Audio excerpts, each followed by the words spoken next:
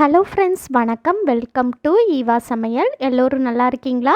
இன்றைக்கி நம்ம சேனலில் எல்லா பெண்களுக்குமே ரொம்பவே யூஸ்ஃபுல்லான டிப்ஸ் தாங்க பார்க்க போகிறோம். வீடியோவை ஸ்கிப் பண்ணாமல் பாருங்கள். நம்ம சேனலை இப்போ தான் ஃபஸ்ட் டைம் பார்க்குறீங்கன்னா சப்ஸ்கிரைப் பண்ணலைன்னா சப்ஸ்கிரைப் பண்ணிக்கோங்க ஃப்ரெண்ட்ஸ். பக்கத்தில் இருக்க நோட்டிஃபிகேஷன் பெல் ஐக்கானை கிளிக் பண்ணிக்கோங்க. இப்போ வாங்க ஃப்ரெண்ட்ஸ், ஃபஸ்ட்டு டிப் என்னன்னு பார்க்கலாம். வெயில் காலத்தில் நம்ம எல்லார் வீட்லேயுமே தயிர் நிறைய வாங்கி வச்சுட்டு அது அடிக்கடி நம்ம சாப்பிடுவோம். ஆனால் மழை காலம் ஆரம்பிச்சிருச்சு அப்படின்னா நம்ம தயிர் அடிக்கடி சாப்பிட மாட்டோம். அந்த மாதிரி டைமில் நம்ம ஃப்ரிட்ஜுக்குள்ளே ஸ்டோர் பண்ணி வச்சுருப்போம். அப்படி இருக்கும்போது பார்த்திங்கன்னா கொஞ்ச நாள்லேயே அந்த தயிர் புளிச்சு போயிடும். அந்த மாதிரி தயிர் புளிச்சு போயிடுச்சுன்னா அதை தூக்கி போட்டுருவோம் இல்லையா? இனி அந்த மாதிரி தூக்கி போடாதீங்க. இதை யூஸ் பண்ணி நம்ம வீட்டில் இருக்கிற பொருளை நல்லா பளிச்சுன்னு சுத்தம் பண்ணலாம். அது எப்படின்னு தான் பார்க்க போகிறோங்க. இந்த தயிரில் 1 ஸ்பூன் அளவுக்கு தூள் உப்பு சேர்த்துட்டு இந்த மாதிரி நல்லா கலந்து விட்டுக்கோங்க. உங்கள் வீட்டில் கல் உப்பு தான் இருக்குது அப்படின்னா அதை இடிக்கல்ல போட்டு தட்டி எடுத்துக்கோங்க, அல்லது மிக்ஸி ஜாரில் போட்டு நல்லா பவுடர் பண்ணி எடுத்து சேர்த்து நல்லா மிக்ஸ் பண்ணிக்கோங்க. இப்போ இதை யூஸ் பண்ணி நம்ம வீட்டில் இருக்கிற பாத்ரூம் பக்கெட்டு, பாத்ரூம் மக்கெல்லாம் நல்லா பளிச்சுன்னு க்ளீன் பண்ணலாங்க. இப்போ பாருங்கள், இந்த பாத்ரூம் பக்கெட்டுக்குள்ளே எவ்வளோ கரை இருக்குன்னு, அதே போல் இந்த பாத்ரூம் பக்கெட் வெளிப்பகுதியிலையும் எவ்வளோ டல்லாக இருக்குது பாருங்கள். இதை நல்லா பளிச்சுன்னு புதுசு போல் மாற்றலாங்க. நம்ம வீட்டில் இருக்கிற பாத்ரூம் பக்கெட்லாம் பார்த்திங்கன்னா மாதத்துக்கு ஒரு தடவை நம்ம க்ளீன் பண்ணுவோம். அந்த மாதிரி இருக்கிறப்ப சில பேருக்கு அந்த கெமிக்கல் கலந்த லிக்யூடெலாம் ஒத்துக்காதுங்க. அந்த மாதிரி இருக்கிறப்ப தூக்கி போடுற இந்த பொருளை வச்சு நம்ம பாத்ரூம் பக்கெட்டு மக்கெல்லாம் நல்லா பளிச்சுன்னு க்ளீன் பண்ணிடலாங்க. அதில் இருக்கிற விடாப்பிடியான கரையெல்லாம் நீக்கிறதுக்கு இந்த புளிச்ச தயிர் ரொம்பவே ஹெல்ப்ஃபுல்லாக இருக்குங்க. எவ்வளோ கரை இருந்தாலும் நல்ல பளிச்சுன்னு சுத்தமாயிருங்க. நம்ம இதில் உப்பு சேர்த்துருக்கிறதுனால இந்த பாத்ரூம் பக்கெட்டில் ஒரு மாதிரி வலுவழுப்பு தன்மை ஜாஸ்தியாக இருக்கும் பார்த்தீங்களா? அதெல்லாம் கூட நீக்கிறதுக்கு இது ரொம்பவே ஹெல்ப்ஃபுல்லாக இருக்குங்க. இந்த மாதிரி பக்கெட் பக்கத்தில் வெளிப்பக்கத்துலலாம் இந்த போல் ஒரு சாஃப்டான ஸ்க்ரப்பரில் தொட்டு சுற்றி நம்ம எல்லா பக்கமும் நல்லா தேய்ச்சி எடுத்துக்கலாங்க. எவ்வளோ விடாப்பிடியான கரை இருந்தாலும் அது எல்லாமே நீங்கி நல்லா பளிச்சுன்னு சுத்தமாயிரும். இப்போ நான் பாத்ரூம் பக்கெட்டில் சுற்றி நான் புளிச்ச தயிரை யூஸ் பண்ணி நல்லா க்ளீன் பண்ணியாச்சு. அடுத்து மக்கில் சுற்றி நம்ம க்ளீன் பண்ணிக்கலாம். ஸ்டீல் ஸ்க்ரப்பர் யூஸ் பண்ணாதீங்க. இந்த மாதிரி சாஃப்டான ஸ்க்ரப்பர் யூஸ் பண்ணி தேய்ச்சி விடுங்க. இப்போ நம்ம தண்ணியில் கழுவி எடுத்துக்கலாங்க. கழுவி எடுத்துகிட்டு எப்படி இருக்குன்னு காட்டுறேன் பாருங்கள். இப்போ பாருங்கள் ஃப்ரெண்ட்ஸ், நான் கழுவி எடுத்துட்டேன். இப்போ பாருங்கள், நம்மளோட பாத்ரூம் பக்கெட் எந்த அளவுக்கு நல்லா பளிச்சுன்னு புதுசு போல் ஆயிடுச்சுன்னு. ஃபஸ்ட்டு எவ்வளோ டல்லாக உள்ளுக்குள்ளே எவ்வளோ கரையாக இருந்துச்சு. இப்போ பாருங்கள், நல்லா பளிச்சுன்னு ஆயிடுச்சு. அதே போல் இந்த பாத்ரூம் மக்கும் பாருங்கள், நல்லா பளிச்சுன்னு ஆயிடுச்சு. பாத்ரூம் பக்கெட்டில் இருக்கிற விடாப்பிடியான கரை, வலுவழுப்பு தன்மை அது எல்லாமே நீங்கி நல்லா பளிச்சுன்னு சுத்தமாயிருங்க. கண்டிப்பாக ட்ரை பண்ணி பாருங்கள்.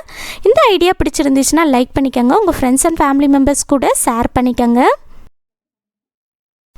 இப்போ வாங்க ஃப்ரெண்ட்ஸ், செகண்ட் டிப் என்னன்னு பார்க்கலாம். மிச்சம் இருக்கிற புளிச்ச தயிர் யூஸ் பண்ணி நம்ம வீட்டில் இருக்கிற பாத்ரூம் சிங்க்கு, கிச்சன் சிங்க்கெல்லாம் கூட நல்லா பளிச்சுன்னு க்ளீன் பண்ணலாங்க. அதில் இருக்கிற உப்பு கரை எல்லாமே நல்லா நீங்கி நல்லா பளிச்சுன்னு சுத்தமாயிரும். இப்போ இந்த பாத்ரூம் சிங்கை பாருங்கள் எவ்வளோ டல்லாக இருக்குன்னு. இதில் மீதி இருக்கிற அந்த புளிச்ச தயிரை இது போல் சாஃப்டான ஸ்க்ரப்பரில் தொட்டு எல்லா பக்கமும் நல்லா தேய்ச்சி விட்டுறலாங்க. உங்கள் வீட்டு கிச்சன் சிங்க்லேயும் ரொம்ப உப்பு கரை இருக்குது, கரையாக இருக்குது அப்படின்னா நீங்கள் இந்த புளிச்ச தயிரை வச்சு க்ளீன் பண்ணலாம். நல்லா பளிச்சுன்னு சுத்தமாயிருங்க. இது போல் எல்லா பக்கமும் ஸ்க்ரப்பர் வச்சு நல்லா தேய்ச்சி விட்டதுக்கப்புறமா உங்கள் வீட்டில் ரொம்ப அதிகமான கரை இருக்குன்னா 10 நிமிஷத்துக்கு அப்படியே விட்டுருங்க. 10 நிமிஷம் நல்லா ஊறட்டுங்க. 10 நிமிஷத்துக்கு அப்புறமா நம்ம தண்ணி ஊற்றி கழுவி எடுத்துக்கலாம். பாத்ரூமில் இருக்கிற குழாய், சிங்கில் இருக்கிற குழாய் எல்லாமே நீங்கள் க்ளீன் பண்ணலாங்க. நல்லா பளிச்சுன்னு சுத்தமாயிரும். இப்போ பாருங்கள் ஃப்ரெண்ட்ஸ், நான் தண்ணி ஊற்றி நல்லா கழுவி எடுத்துட்டேன். இப்போ பாருங்கள் எந்த அளவுக்கு நம்மளோட சிங்க் நல்லா பளிச்சுன்னு ஆயிடுச்சுன்னு. ஃபஸ்ட்டு பார்க்குறதுக்கு எவ்வளோ டல்லாக இருந்துச்சு. இப்போ பாருங்கள் நல்லா பளிச்சுன்னு ஆயிடுச்சு. கண்டிப்பாக ட்ரை பண்ணி பாருங்கள். இனி புளிச்ச தயிரை தூக்கி போடாதீங்க. இந்த மாதிரி க்ளீனிங் பர்பஸ்க்கெலாம் நீங்கள் யூஸ் பண்ணிக்கலாம். இந்த ஐடியா உங்களுக்கு பிடிச்சிருந்துச்சுன்னா லைக் பண்ணிக்கோங்க. உங்கள் ஃப்ரெண்ட்ஸ் கூடயும் ஃபேமிலி மெம்பர்ஸ் கூடயும் ஷேர் பண்ணிக்கோங்க. ஒரு இடிக்கல் எடுத்துக்கோங்க. இதில் 6லேருந்து 7 கிராம்பு சேர்த்துக்கோங்க. சேர்த்துட்டு இதை நல்லா தட்டி எடுத்துக்கலாம். கிராம்பு அப்படியே சேர்க்குறத விட இந்த மாதிரி தட்டி எடுத்து சேர்க்கும்போது நல்ல வாசனையாக இருக்கும். இந்த மாதிரி நல்லா தட்டி பவுடர் பண்ணி எடுத்துக்கோங்க. இப்போ நான் அடுத்ததாக ஒரு கிளாஸில் நான் தண்ணி எடுத்துருக்கேங்க. இந்த தண்ணிக்குள்ளே நம்ம தட்டி எடுத்த கிராம்பை சேர்த்துக்கலாம். இப்போது அடுத்ததாக இதில் நம்ம எலுமிச்சப்பழம் சேர்க்க போகிறோங்க. பாதி எலுமிச்சப்பழம் எடுத்துக்கோங்க. இதை நல்லா பிழிஞ்சு எடுத்துக்கலாம். இந்த தண்ணியில் நல்லா பிழிஞ்சு விட்டுருங்க. நல்லா பிழிஞ்சு விட்டுட்டு இந்த எலுமிச்சப்பழத்தோட தோலையும் இந்த தண்ணிக்குள்ளே சேர்த்துடலாம். சேர்த்துட்டு ஒரு ஸ்பூனை வச்சு நல்லா கலந்து விட்டுக்கோங்க. கொஞ்ச நேரத்துலேயே இதிலிருந்து நல்ல வாசனை வர ஆரம்பிக்கும். இதை அப்படியே எடுத்துகிட்டு போய் நம்ம வீட்டில் ஃப்ரிட்ஜில் ஒரு ஓரமாக வச்சுட்டோம் அப்படின்னா ஃப்ரிட்ஜில் எந்த வித பேட் ஸ்மெல்லும் இல்லாமல் நல்லா ஃப்ரெஷ்ஷாக வாசனையாக மெயின்டைன் பண்ண முடியுங்க. வாரத்துக்கு ஒரு தடவை நீங்கள் இது போல் ரெடி பண்ணி வைங்க. நம்ம ஃப்ரிட்ஜை எப்போல்லாம் ஓப்பன் பண்ணுறோமோ அப்போல்லாம் நல்லா வாசனையாக இருக்கும். ஃப்ரிட்ஜில் தான் நம்ம எல்லா பொருளையும் சேர்த்து ஸ்டோர் பண்ணி வைப்போம் இல்லையா? ஸோ கண்ணுக்கே தெரியாத கிருமிகளெல்லாம் அழிக்கிறதுக்கு இது ரொம்பவே ஹெல்ப்ஃபுல்லாக இருக்குங்க. கண்டிப்பாக வாரத்துக்கு ஒரு தடவை இந்த மாதிரி நீங்கள் ட்ரை பண்ணி பாருங்கள். ஃப்ரிட்ஜை எப்போல்லாம் ஓப்பன் பண்ணுறீங்களோ நல்ல வாசனையாக இருக்கும். கண்டிப்பாக ட்ரை பண்ணி பாருங்கள். இந்த டிப் பிடிச்சிருந்துச்சுன்னா லைக் பண்ணி ஷேர் பண்ணிக்கங்க. ஆரஞ்சு பழத்தோலை இனி தூக்கி போடாதீங்க. இதில் ஒரு சூப்பரான ஐடியா தான் பார்க்க போகிறோங்க. ஆரஞ்சு பழத்தை பாதியாக கட் பண்ணிவிட்டு இதுக்குள்ளே இருக்கிற அந்த ஜூஸ் எல்லாத்தையுமே நீங்கள் நல்லா பிழிஞ்சு எடுத்துக்கோங்க.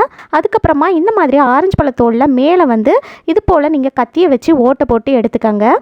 இந்த மாதிரி ஒரு சின்ன ஹோல் போட்டு எடுத்துக்கோங்க.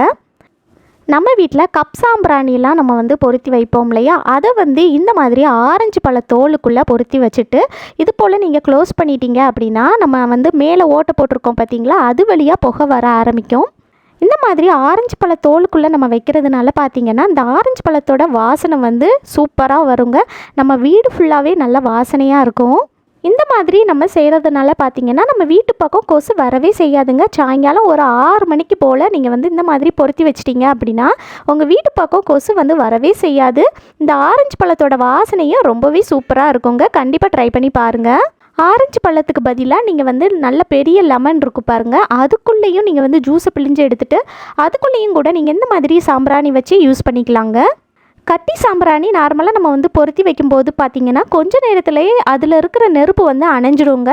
ஆனால் இந்த மாதிரி நீங்கள் ஆரஞ்சு பழ தோலுக்குள்ளே வச்சு யூஸ் பண்ணும்போது ரொம்ப நேரத்துக்கு அந்த நெருப்பு அணையாமல் அப்படியே இருக்குங்க. கொசு தொந்தரவும் இருக்காதுங்க. நான் ஃபஸ்ட்டே சொன்ன மாதிரி ஆரஞ்சில் வைக்கலாம், லெமனில் வைக்கலாம், அல்லது சாத்துக்குடி கூட நம்ம யூஸ் பண்ணிக்கலாங்க.